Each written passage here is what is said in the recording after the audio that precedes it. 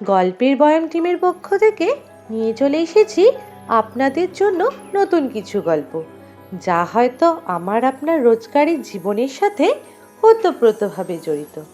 সে গল্পগুলোই তুলে ধরব আমাদের চ্যানেল গল্পের বয়ামের মাধ্যমে। আজ আপনাদের জন্য রয়েছে পায়েল ভাওয়ালের গল্প অবলম্বনে ট্রেনের কামরায় তার সাথে প্রথম দেখা। আমাদের সকলের জীবনে এরকম অনেক কাকতালীয় ঘটনা ঘটে থাকে, যা কিছু স্মৃতির মধ্যেই আবদ্ধ থাকে, আবার কখনো বা থাকেও না। আজকের গল্পটা ঠিক তেমনি। তাহলে শুরু করা যাক। আমাদের গল্পটা শুরু হয়েছিল এক অজানা অচেনা প্ল্যাটফর্ম থেকে। সত্যি কিভাবে অনুভূতিগুলো প্রকাশ করব ভেবে উঠতে পারছি না। ট্রেনের কামরায় আমি যখন গল্পের বইয়ে মগ্ন, হঠাৎ দমকা হাওয়ায় আমার ওড়না প্রজাপতির ডানার মতো উড়ে গিয়ে পড়ে তার মুখে।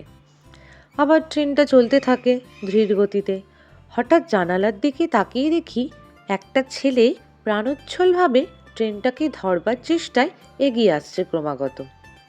ট্রেন তার গতিবেগ যত এগিয়ে যাচ্ছে, পরবর্তী স্টেশনের দিকে ছেলেটা যেন ধীরে ধীরে কুয়াশার মতো ঝাপসা হয়ে যাচ্ছে, আর আমি বাইরের দিকে তাকিয়ে আছি অবাক দৃষ্টিতে। তারপর প্রায় কেটে গেছে কয়েকটা মাস।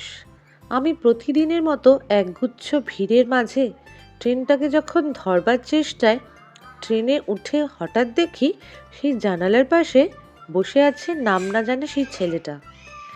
কিছুটা ভিড় সামলে প্রায় তার কাছে এসে পৌঁছেছি, তখনই শুরু হয়েছিল আমাদের গল্পটা। প্রথমে আমি কথা বলতে সংকোচবোধ করলেও সে কিন্তু সংকোচবোধ করেনি। দুজন দুজনার দিকে তাকিয়ে ক্যাবলার মতন। হঠাৎ হাজারো শব্দের মাঝে এক হকারির কণ্ঠস্বর কানে ভেসে এলো। লাল নীল হলুদ সবুজ রকমারি ওড়না, নিতে চাইলে বলো এমন এক রাজকন্যা। ছেলেটা দ্বিধাবোধ না করেই আমাকে ডেকে বলল, এই যে ম্যাম, শুনছেন? আমি চারিদিকে তাকিয়ে একটু চাপা গলায় বললাম, আপনি কি আমাকে বলছেন? হ্যাঁ, আপনাকেই বলছি। সেদিনের ওড়নাটা কি আপনার ছিল? হ্যাঁ, আমারই। সেদিন আমি আর কিছু না ভেবেই ছেলেটার মুখোমুখি বসেছিলাম। হঠাৎ দেখি ছেলেটা ব্যাগ থেকে আমার সেই নীল রঙের ওড়নাটা হাতে নিয়ে এগিয়ে দিল আমার সামনে। কি বলবো বুঝতে না পেরে বলে বসলাম, হুঁ, ধন্যবাদ। আচ্ছা, আপনার নামটা? আমি চিঠি। আর আপনি? আমি নীল। আপনার হারিয়ে যাওয়া ওড়নাটা আর আমার নামটার মধ্যে একটা অদ্ভুত মিল আছে, কি বলেন? হ্যাঁ, অবশ্যই। তা আপনি কোথায় যাচ্ছেন? না মানে আপনার গন্তব্যস্থলটা কোথায়? এই তো বোলপুর। আর আপনার? আমি রামপুরহাট। তা কি করা হয় আপনার? আমি রবীন্দ্রভারতী স্টুডেন্ট। আর আপনি? আমি ছোটোখাটো শিল্পী বলতে পারেন। ও আচ্ছা, অসুবিধা না থাকলে কি বিষয়ে জানতে পারি? তেমন কিছু না, আমি পটচিত্রের ওপর নিজের মনের ভাবকে প্রকাশ করার চেষ্টা করি মাত্র। তা বেশ। আপনি যদি কিছু মনে না করেন তাহলে একটা কথা বলতে পারি? হ্যাঁ, আপনি নির্দ্বিধায় বলতে পারেন। আমি যদি খুব ভুল না করে থাকি, আশা করি আমরা সেম এজ, তাই তুমি কি বলতে পারি? হ্যাঁ, অবশ্যই। তারপর সময়ের সাথে সাথে পাল্লা দিয়ে বেড়েছে আমাদের বন্ধুত্বের সম্পর্ক। ঠিক করেছিলাম মনের গোপন অনুভূতিগুলো তার সামনে মেলে ধরব। সেই মতো অনেক জল্পনা কল্পনা করেই ট্রেনে তার মুখোমুখি বসে বললাম, আমার জীবনে বড্ড রঙের অভাব। তুমি তো শিল্পী মানুষ, রাঙিয়ে দিতে পারো না আমায় তোমার রং তুলি দিয়ে?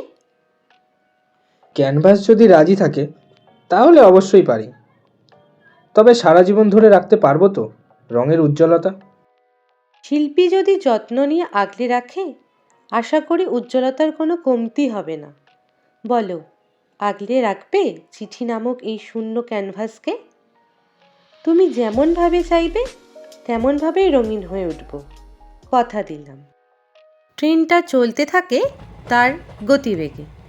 তখন আমরা মুখোমুখি দুজন, আর তার দৃষ্টি যেন একটা আলাদাই অনুভূতি প্রকাশ করছে, যেন নীল আকাশের চিঠির মতো তার মনের অনুভূতি জানান দিচ্ছে। তা আমার কাছে বুঝতে খুব একটা অসুবিধে হয়নি। আজ দেখতে দেখতে প্রায় একসাথে 10টা বছর কাটিয়ে দিলাম। আজ আমাদের বিবাহবার্ষিকী। খুব মনে হচ্ছে আমাদের প্রথম আলাপ পুরনো মাখা স্মৃতিগুলো উল্টে দেখলে চোখের সামনে ভেসে ওঠে সেই সব দিনের কথা। এইভাবেই পূর্ণতা পাক প্রতিটা ভালোবাসার গল্প, আর আবেগগুলো বেঁচে থাক তাদের গল্পে।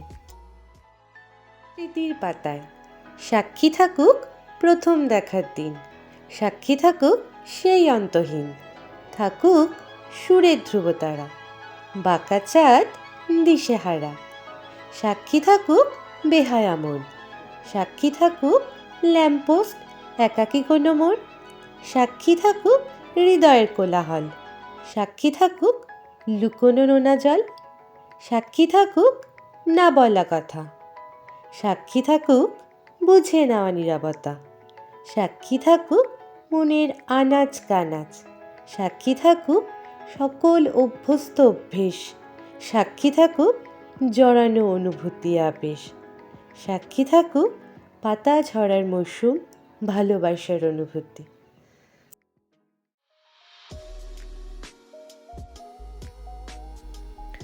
শুনলেন ট্রেনের কামরায় তার সাথে প্রথম দেখা।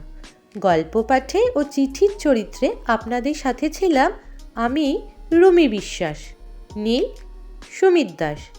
সমস্ত পরিকল্পনা ও পরিচালনায় সানি সিংহ, বিশেষ সহযোগিতায় টিম গল্পের বয়ান। অসংখ্য ধন্যবাদ আপনাদের গল্পটি এতক্ষণ ধরে শোনার জন্য। গল্পটি কেমন লাগলো কমেন্টে জানাতে ভুলবেন না। শেয়ার করুন কাছের বন্ধুর সাথে। প্রতি শুক্রবার রাত 9টায় আবার একটি নতুন গল্প নিয়ে হাজির হব আপনাদের সাথে। এই রকম আরও গল্প শুনতে সাবস্ক্রাইব করুন আমাদের চ্যানেল গল্পের বয়াম। গল্পের বয়ামে নিজের লেখা গল্প পাঠাতে পারেন। এছাড়াও আমাদের সাথে যোগাযোগ করতে পারেন এই মেল আইডিতে golperboyam@gmail.com। গল্প পাঠানোর সময় খেয়াল রাখবেন গল্পটি আগে কোথাও যেন পাঠ না হয়ে থাকে, বিশেষ করে সোশ্যাল মিডিয়ায়, এবং নিজের লেখা গল্প পাঠাবেন। সকলে ভালো থাকবেন ও সুস্থ থাকবেন। শুভরাত্রি।